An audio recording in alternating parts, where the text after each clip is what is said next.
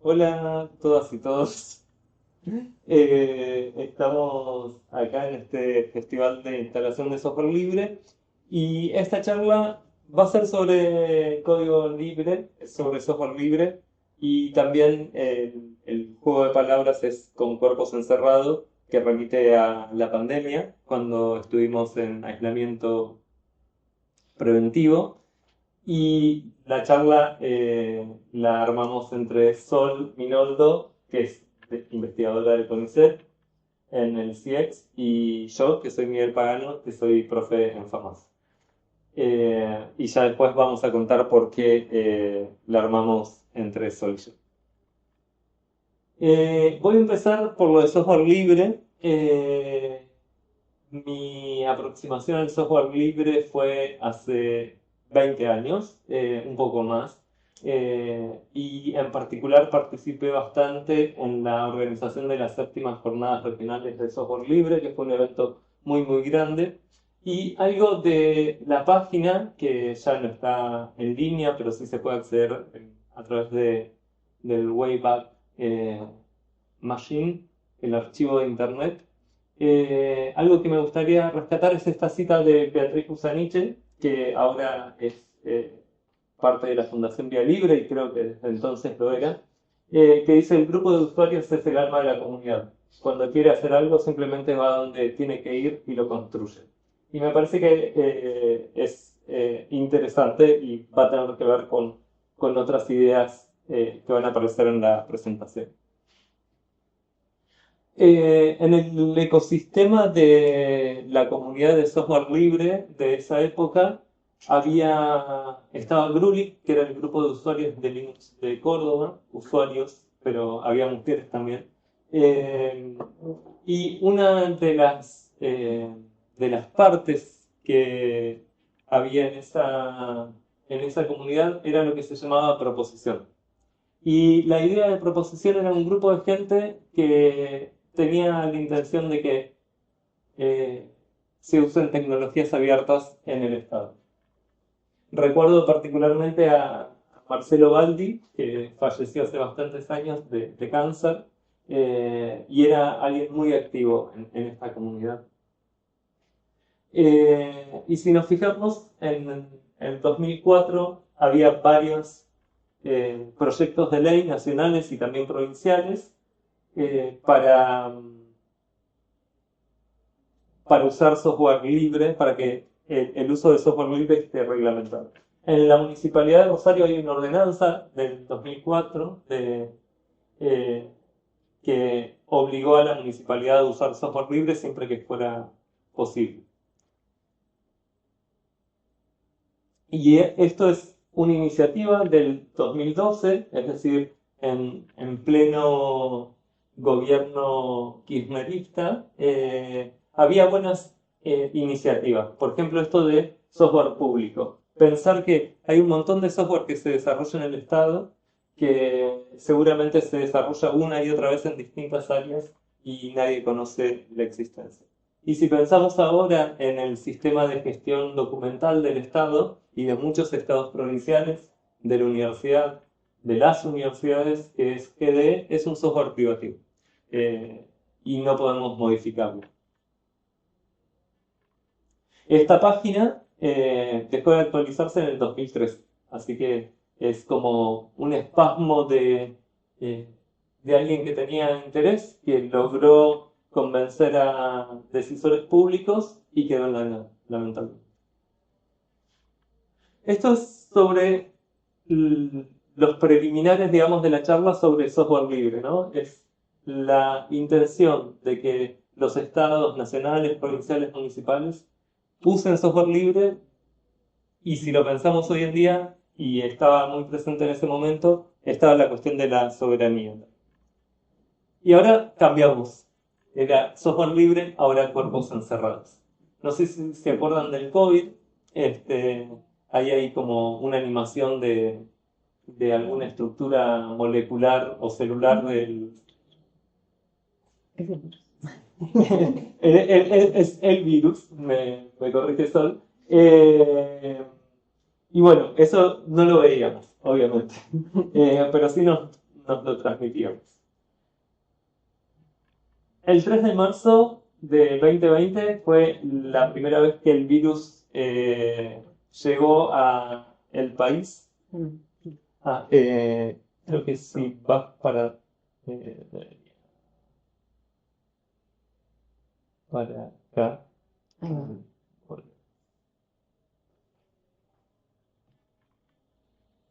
Bueno, perdón. Y ahora, no, disculpe la audiencia.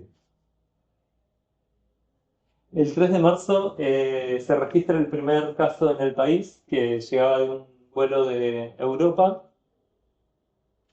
Y a partir de ahí empezaron a suceder las noticias muy rápido. El 7 de marzo se registra la primera víctima, la primera muerte por COVID en América Latina, Y con Argentina.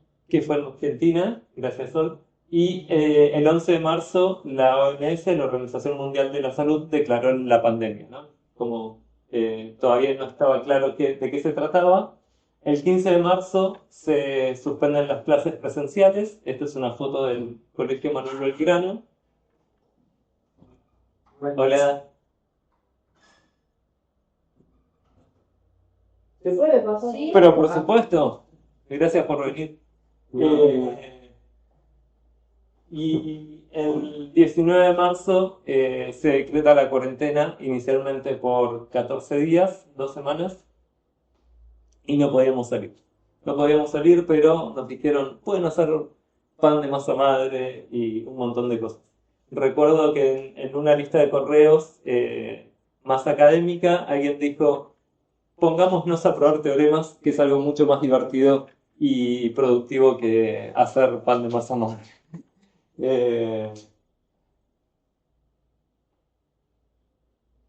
Y a partir de ahí todo fue muy caótico. Me volví a ir. Sí.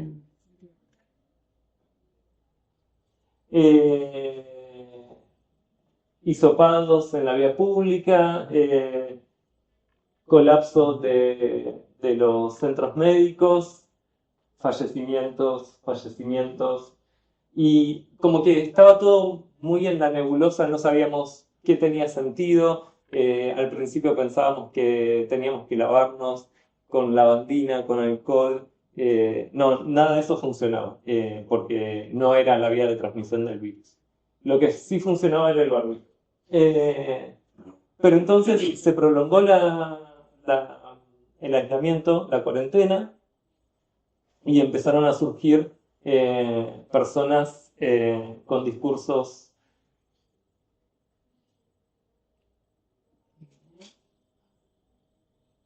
como de la infectadura, que había intelectuales, científicos, habría que ver con qué avales lo decían, y políticos contra la cuarentena. Y esto no era solo en Argentina, era en un montón de países del mundo. Igual esta carta la firmaron creo que 200 científicos y automáticamente salió una respuesta. Sí. Pensé que estaba en la misma slide, no voy a decir nada. Y un poco, esta es la primera cita de un libro, después les decimos de quién, que es todo está demasiado roto. Además, debemos lidiar con el estado insostenible de nuestro mundo natural, la fractura de las capas de hielo, el incendio de los bosques y el aumento del nivel del mar, cuyas aguas son cada vez más cálidas. ¿Y por qué esta cita? Porque de algún modo también aparecen elementos que desde ciertos discursos pseudocientíficos se dice, no, el calentamiento global no tiene que ver con la acción humana.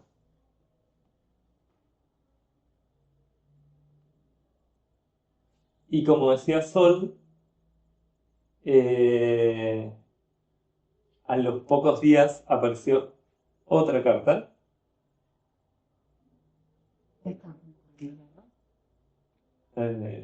Ok. No sé qué pasa. Ahí está. Donde miles de científicos respaldaban la cuarentena y pedían seguir actuando en conjunto. Esto es fines de mayo. Eh, no pasa algo. Buenísimo. Y entonces acá empezamos, sobre todo, bueno, Sol principalmente en ese momento, yo todavía era un profe que estaba en cuarentena, muy tranquilo porque ese cuatrimestre no daba clase, así que pensando el semestre siguiente, investigando con mucha tranquilidad, creo que alguna vez hice pan de masa madre, pero había científicas y científicos comprometidas y comprometidos que se encontraban virtualmente a pensar estrategias para mitigar los estragos. Y acá, en la provincia de Córdoba, el Ministerio de Salud, en particular el área de la Secretaría de Salud, que dependía de Gabriela Barbaz, estaba actuando, estaba rastreando los casos, y para rastrear los casos, hacer el seguimiento de los casos positivos y de sus contactos, usaban Redmine. Redmine es un issue tracker que puede funcionar bien como issue tracker y funciona pésimo para rastrear casos en una pandemia. Y por ejemplo, este es una captura de una pantalla de un video de capacitación donde había 7 fechas que nadie sabía qué significaban. Había que elegir el estado de la persona, que mezclaba información de si se había llamado por teléfono, si se la había visitado, y se podían cambiar campos, por ejemplo, la fecha de muestra. Era todo muy caótico. Era como lo que habían podido hacer para afrontar la situación para la cual no estaban preparadas ni preparados.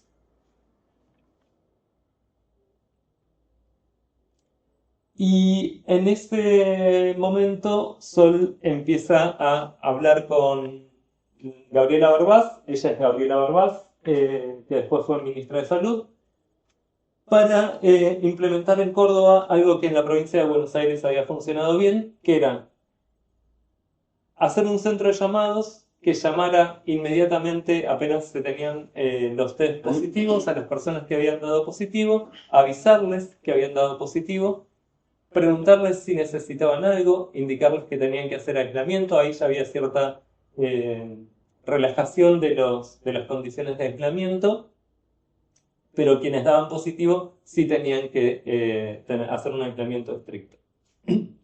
Y por supuesto eran personas que tal vez dependían de su trabajo, de su movilidad para tener su sustento, y entonces una de las cosas que se pensó es, bueno, si necesitamos y queremos que hagan aislamiento, porque es importante para cortar la cadena de contagios, tenemos que acercarle lo que necesitan. Y para eso tenemos que llamar y saber. Y además podemos preguntarles con quiénes se habían visto en los últimos días. Entonces llamábamos a esas personas también para evitar la propagación, suponiendo que tal vez estaban contagiadas. Entonces les indicaban que se hicieran un testeo y en función de eso se indicaba cómo seguir. Y es un caso muy interesante de vinculación entre ciencia y política pública. En particular, para mí, y es todo el mérito de Sol, es pensar desde las ciencias una política pública con una incidencia enorme. Y es ir un poco más allá del rol de la ciencia o de la universidad, del sistema científico-tecnológico, como alguien que diagnostica, como un actor que diagnostica. No, también puede proponer políticas públicas. Y me parece que eso fue fundamental. Profe, una pregunta. Sí. ¿Esta es la hora 3? Sí. Ah, bien. No podía ir. Está mal No, eso. perdido, ¿eh? Está mal el calendario. ¿Está mal? O sea, a las 12 empieza la charla por la cual viniste. Ah, entonces, bueno, se desplazó el horario. Sí. Esto sería de las 10. De las 12. De la de las 12. No, es la que está dando ahora. Sí, La de las 12. Decíamos el link de cambió. cuerpos encerrados, sí. Ah, bueno. Y bueno, entonces Sol convenció a Gabriela Barbás. Gabriela Barbás le dijo sí, y Sol dijo, ok, lo vamos a hacer en 8 días. Y este era el plan que tenía Sol en la cabeza. Por supuesto, hacer el plan de Sol involucraba cientos de personas haciendo llamadas. Sí. Ese era el resultado, ¿no? Eso, primero había que hacer una convocatoria de los candidatos que iban a hacer eso, había que capacitarlos, seleccionarlos, capacitarlos, con eso lo articulábamos con Fundación Huésped, había que capacitar a los coordinadores, y todo eso tenía que ocurrir mientras Miguel desarrollaba el software que íbamos a utilizar. Y acá están los actores involucrados de la universidad, si se quiere, la universidad, la Facultad de Ciencias Sociales, la Facultad de Ciencias Químicas, FAMAF, y también el gremio, ADIUC, el gremio docente, era parte de la propuesta. Y todo esto en el 2020, disculpa. Sí, Todo esto en el 2020. Todo esto en el 2020. Antes de la IA. Antes de la I.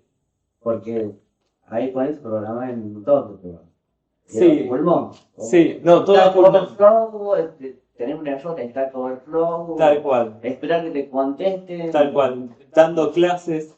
Ya vamos a ver. Y entonces, acá, ¿quiénes están? Gabriela Barbás, una persona importantísima en que no haya sido peor la pandemia en Córdoba, desde mi humilde punto de vista. Sol Minoldo, mi héroe, mi heroína. Male Moiraghi. Male Moiraghi estuvo acompañando a Sol desde el principio casi. Sí. Y después tomó estuvo a cargo de lo que había ideado y puesto en marcha Sol.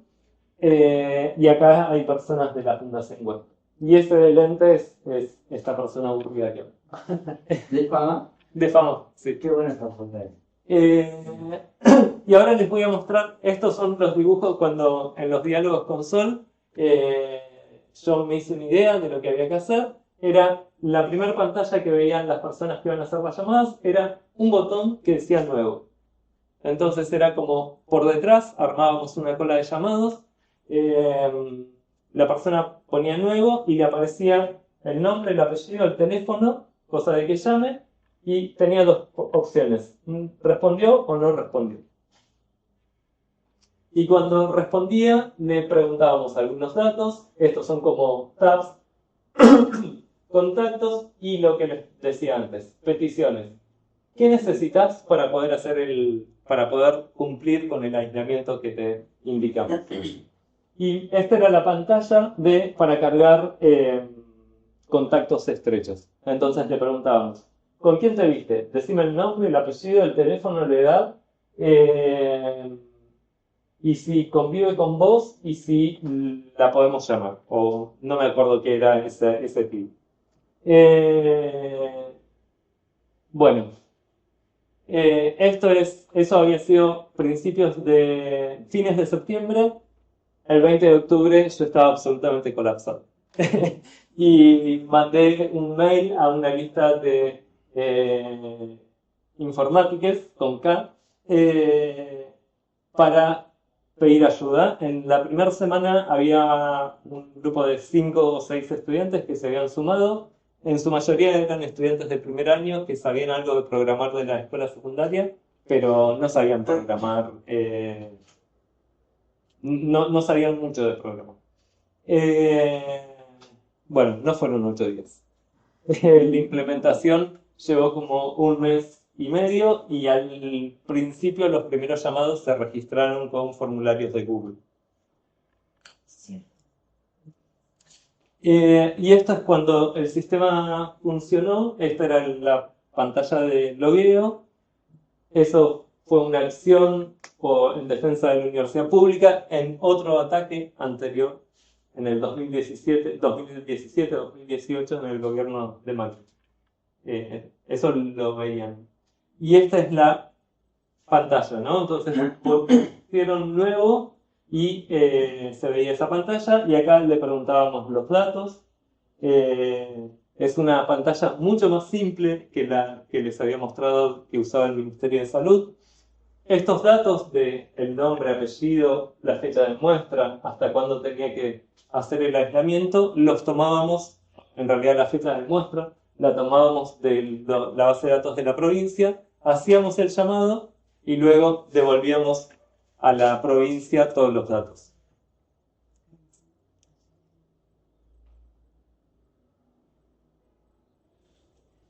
Estos son los contactos estrechos, entonces podríamos agregar contactos, el tipo de vínculo, y bueno, eso, digamos, muy sencillo. En el otro sistema había que abrir una pestaña nueva, llenar un montón de campos que no se entendía. Y una vez que tomábamos los datos de contacto de cada una de estas personas, las agregábamos a la cola de llamadas.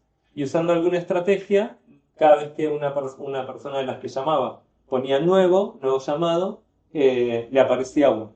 Y no tenía que elegir a quién llamar. El sistema decidía, siguiendo alguna estrategia, a quién llamar.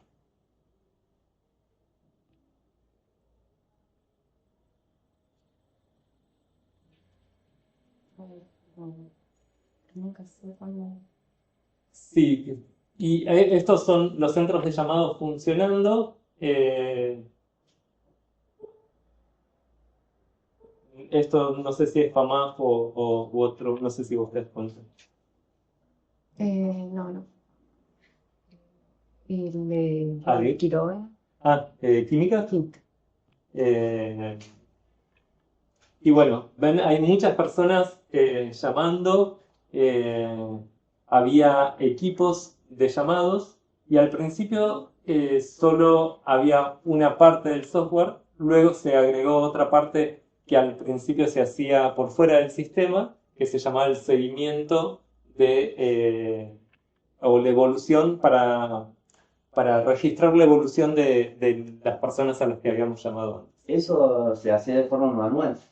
¿Sería? Al principio sí, la parte de seguimiento sí, y yo creo que en enero o febrero implementamos la otra parte.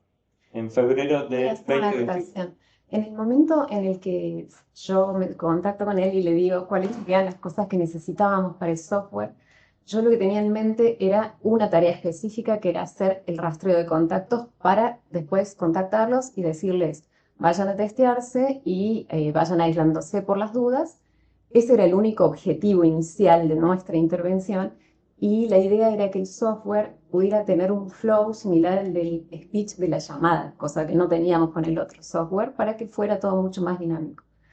Pero a medida que fueron cambiando los objetivos del ministerio y se fueron también por ahí reduciendo los casos después del pico y liberando recursos, empezaron a aparecer necesidades nuevas. Entonces, al principio las hacíamos de forma manual o con formularios de Google y después le íbamos tirando a Miguel nuevas y nuevas y nuevas tareas de desarrollo que él iba incorporando. Sí, a lo largo de ese proceso se fueron sumando estudiantes más avanzados con una asignación que la facultad FAMAF determinó, o tal vez el ministerio, no me acuerdo cómo se pagaba, pero sí, fue importante. Digamos, contar con más personas.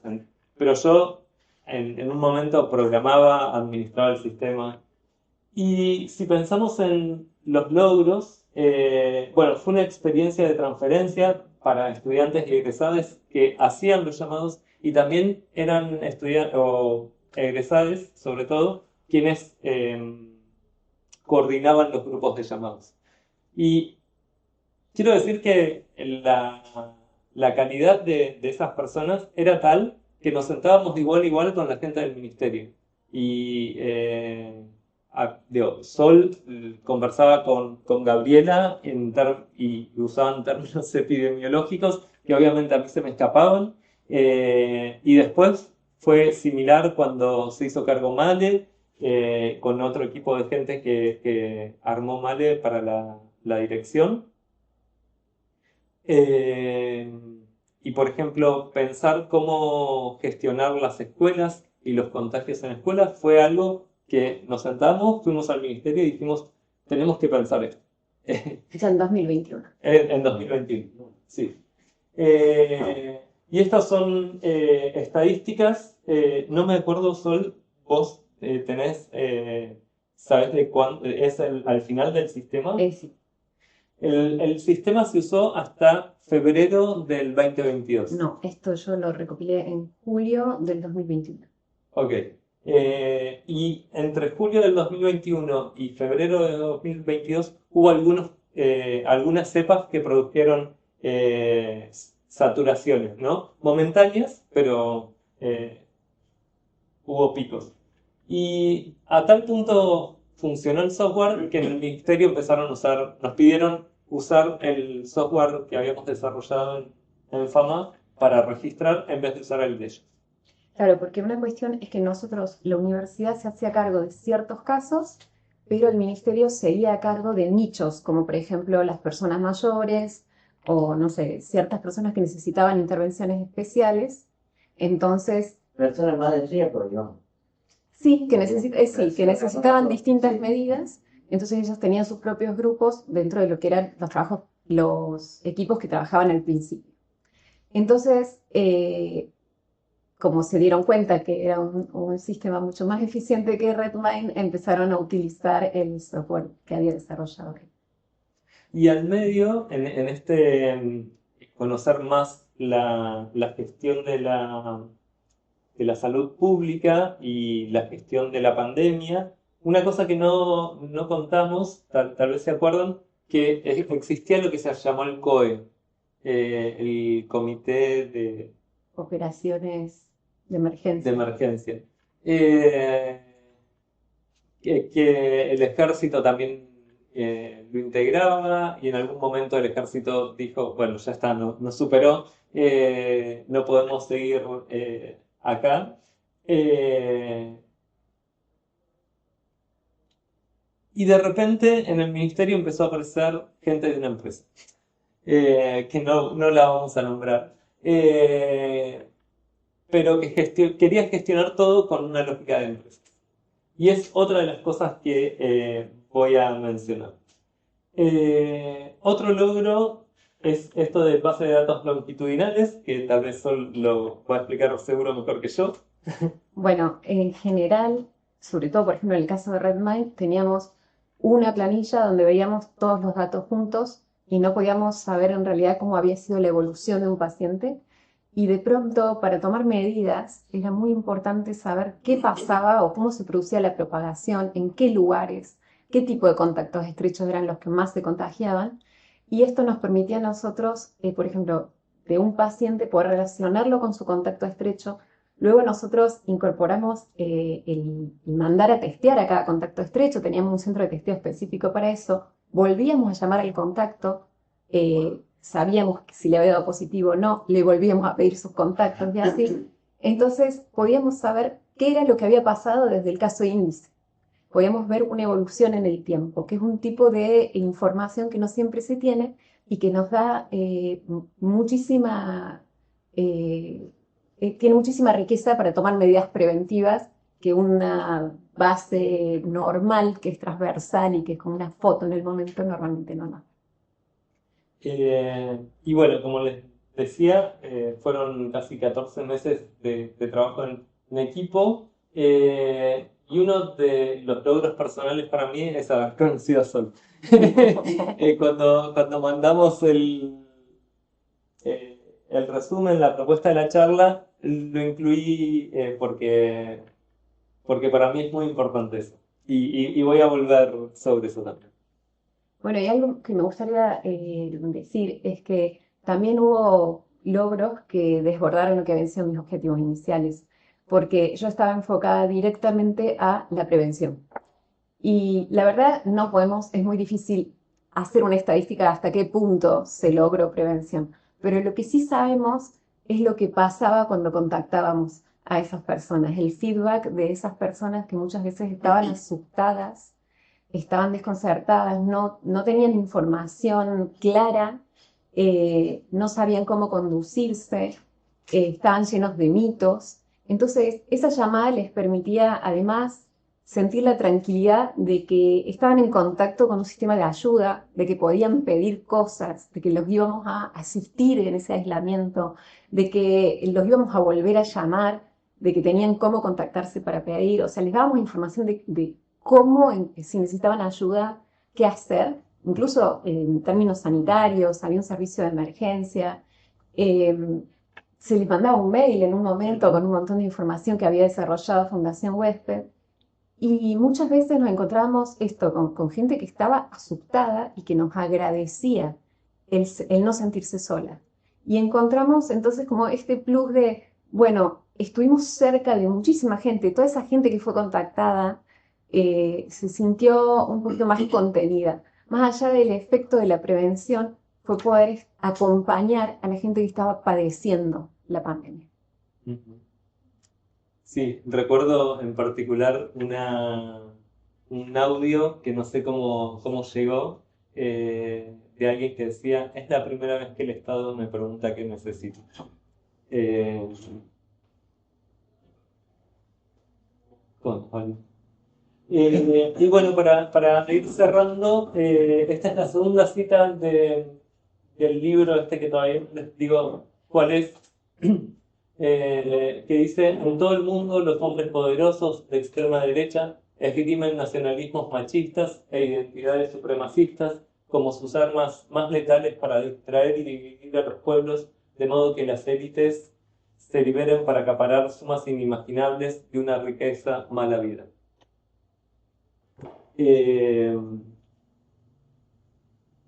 No va a pasar.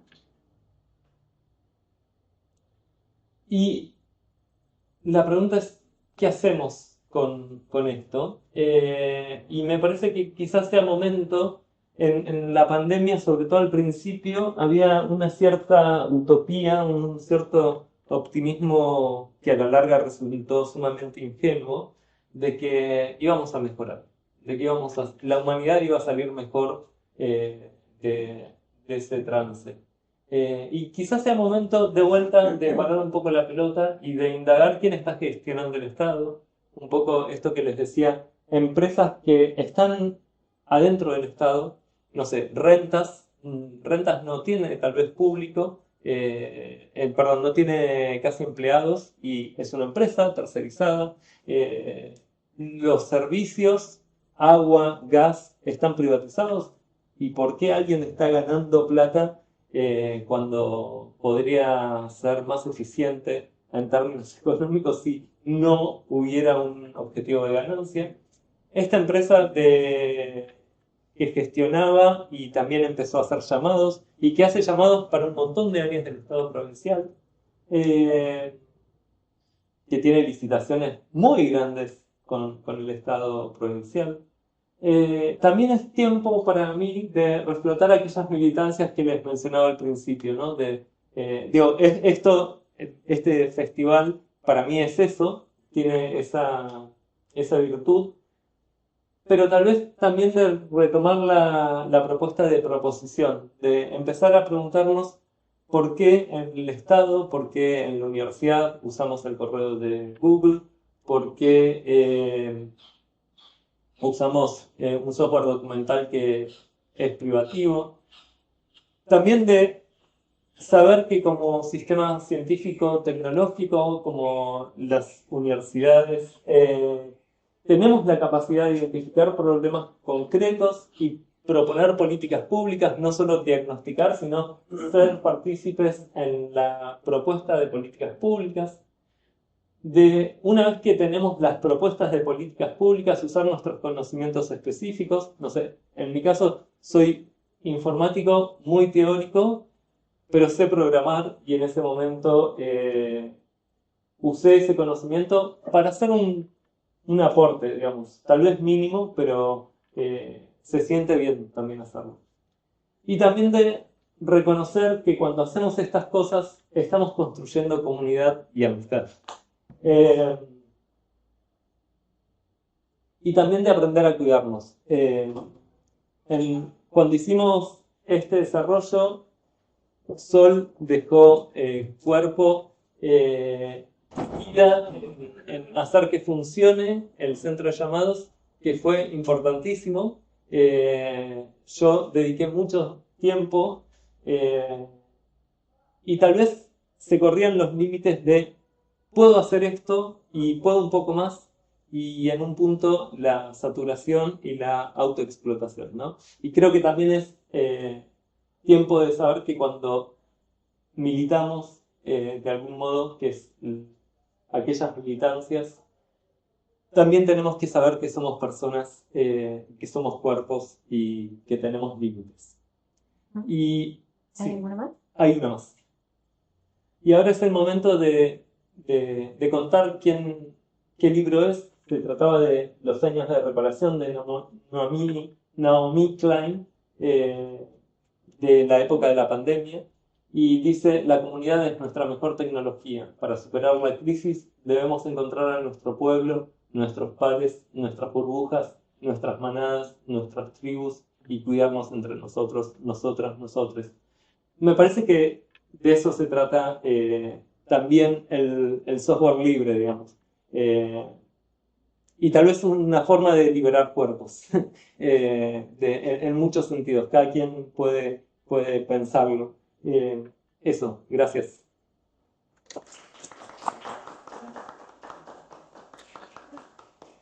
Mm. Qué trabajo, qué trabajo. Gracias. Gracias. Perfecto.